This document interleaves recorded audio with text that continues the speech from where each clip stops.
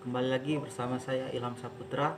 Kali ini saya akan menjelaskan manfaat dan fungsi peta. Oke, langsung saja. Yang pertama, kita akan membahas fungsi peta ya.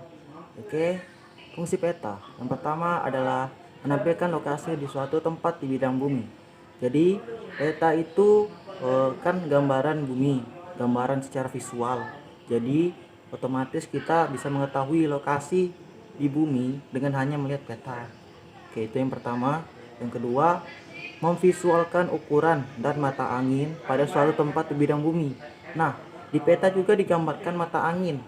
Jadi misalnya kita tersesat ya. Kita bisa tahu tempat keluar itu hanya dengan melihat mata angin. Kita lihat peta, terus kita lihat tempat keluarnya. Kita lihat arah mata anginnya, misalnya di utara. Kita menuju ke utara, otomatis kita akan keluar dari hutan misalnya. Oke, yang ketiga itu memvisualkan sebuah tujuan di permukaan bumi seperti gunung, sungai, rawa, danau, laut, dan lain-lainnya. Itu digambarkan dengan simbol-simbol tertentu yang digambarkan di peta. Fungsinya untuk memudahkan kita melihat suatu tempat, misalnya gunung, di tempat-tempat tertentu. Nah, itu lebih mudah kita melihatnya pada peta. Oke, selanjutnya fungsi keempat dari peta yaitu menyediakan data dari suatu daerah. Jadi data-data dari suatu daerah itu juga digambarkan di peta. Oke, yang terakhir fungsi peta yaitu sebagai media untuk memvisualkan suatu daerah.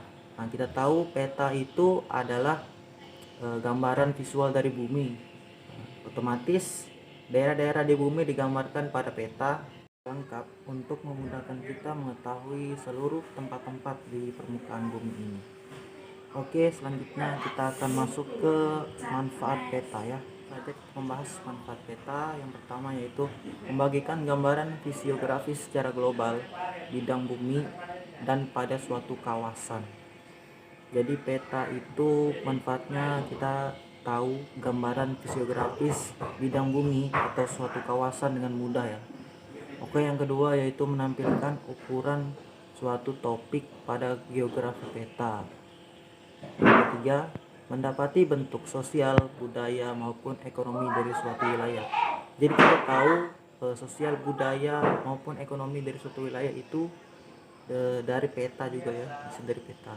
Oke, yang keempat yaitu memperoleh media bantu pendidikan untuk mendalami muka bumi dan segala objek geografi. Jadi salah satu manfaat peta itu sangat bagus untuk para siswa ya yang ingin mempelajari keadaan kawasan di permukaan bumi. Peta ini menjadi salah satu media untuk pembelajaran itu.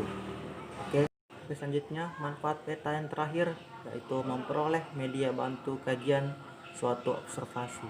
Jadi kita misalnya ingin melakukan suatu observasi, kita memerlukan peta untuk sebagai media bantu kajian tempat-tempat tertentu yang ingin kita observasi gitu ya.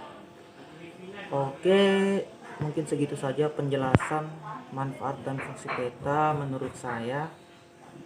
Jika ada kekurangan atau kesalahan mohon dimaafkan.